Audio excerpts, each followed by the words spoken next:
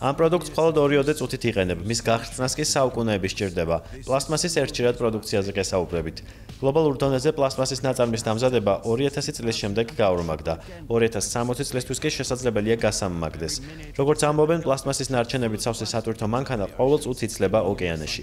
გარემოს პლასტმასის ნივთებისგან გაწმენდა და გადამუშავება უკვე აღარ არის საკმარისი. ევროპას სურს, რომ ეს პრობლემა მისი გაჩენისთანავე გადაიჭრას. ამ პრობლემის მოსაგვარებლად პლასტმასის შესახებ გლობალური ხალხშეკრულების დადებას განიხილავენ, თუმცა ზოგიერთმა უკვე გადადგა ნაბიჯები.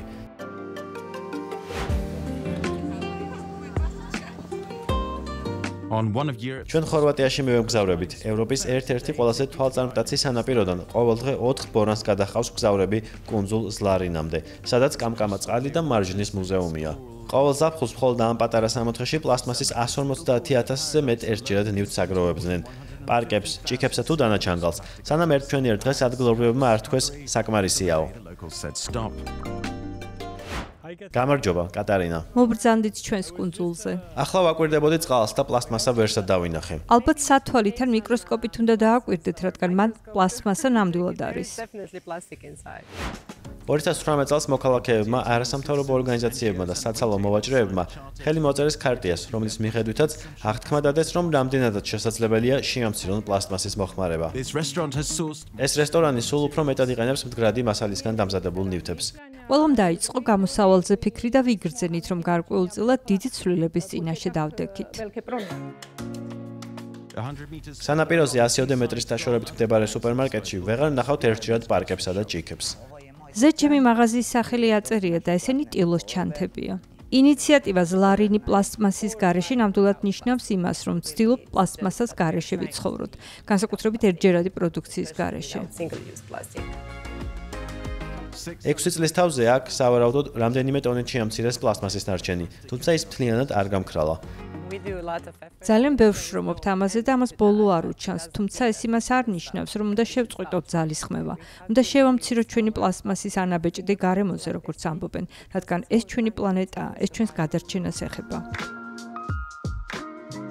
ევროკავშირმა 2021 წლიდან პირველმა აკრძალა პლასტმასის გარკვეული ტიპის ერთჯერადი ნივთები. მას შემდეგ სანაპიროს დაბინძურების მაჩვენებელი შემცირდა, თუმცა კუნძულიდან დაბრუნებულმა ულამაზეს ქალაქ ტროგირში ისევ შემომჩნია ერთჯერადი ნივთები. ხედავთ, ერთჯერადი პლასტმასის ნივთია.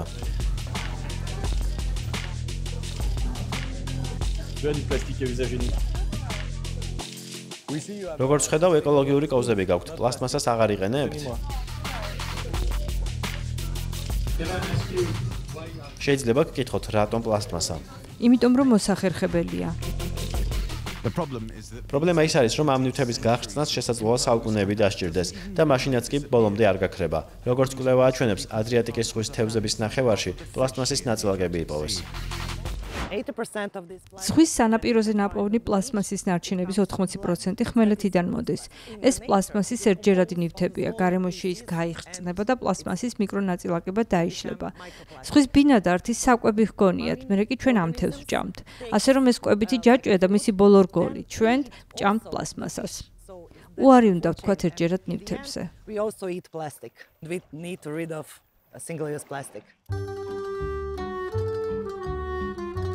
ქალაქ ტროგირში გადაწყვიტეს, რომ მოაგვარონ პლასტმასით დაბინძურების პრობლემა. ქალაქის ხელმძღვანელობამ არასამთავრობო ორგანიზაცია SUNS-ის დახმარებით სამოქმედო გეგმა შეადგინა. უკვე 3 წელია, რაც პლასტმასის გადარჩევის პროექტი დავიწყეთ. პლასტმასას ხალხის სახლის კართანაც ვაგროვებთ. გავხსენით პლასტმასის შეგროვების ცენტრი, სადაც ბოლო 3 წლის განმავლობაში გასამმაგდა შერჩეული პლასტმასის რაოდენობა. ეს შესანიშნავი შედეგია.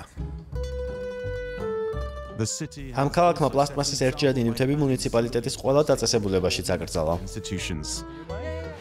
ყოველ წელს 2 ტონა პლასტმასას ვიყენებდით. ახლა ერთჯერადი ნივთები 2 ტონით შევამცირეთ. უბრალოდ გაოგნებული ვიყავი, არ მჯეროდა, რომ ასეთი პატარა ქალაქი ამდენ ნარჩენს აგროვებდა.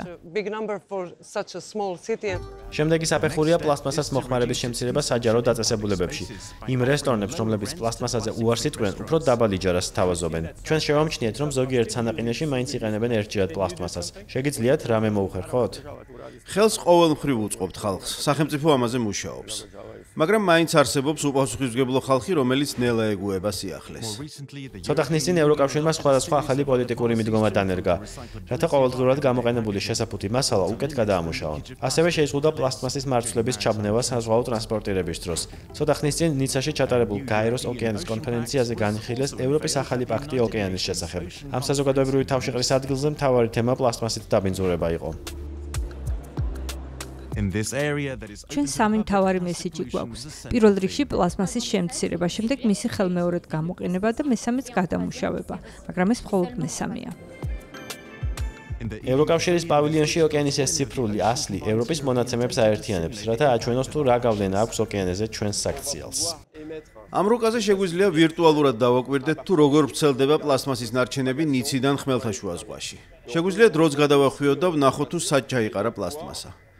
გამოდის რომ თუ მდინარეებისა და ზღვის სანაპიროების დაბინძურებას 50%-ით შევამცირებთ, 2 წლიან სიმულაციურ პერიოდში 10 ტონით ნაკლები იქნება დაბინძურება. ეს კი შესაძლოა მოხდეს თუ საერთაშორისო ხელშეკრულებას ხელი მოეწერება. ზუსტად ასეა.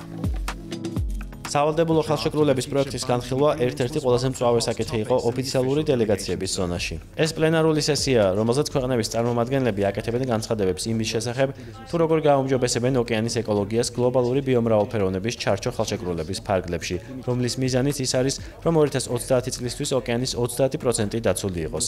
ეს გერმანიის გარემოს დაცვის მინისტრია, რომელმაც ყველას მოუწოდა დადონ ისეთი ხელშეკრულება, რომელიც პლასტმასის არსებობის სრულ ციკლს დაარეგულირებს.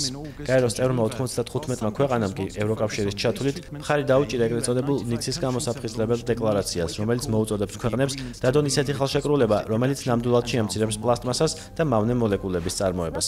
ეს ხელშეკრულება რეალურად პლასმასას წინააღმდეგ კი არ არის მიმართული, არამედ ცდილობს აღკვეთოს მისი დამაბინძურებელი ეფექტი.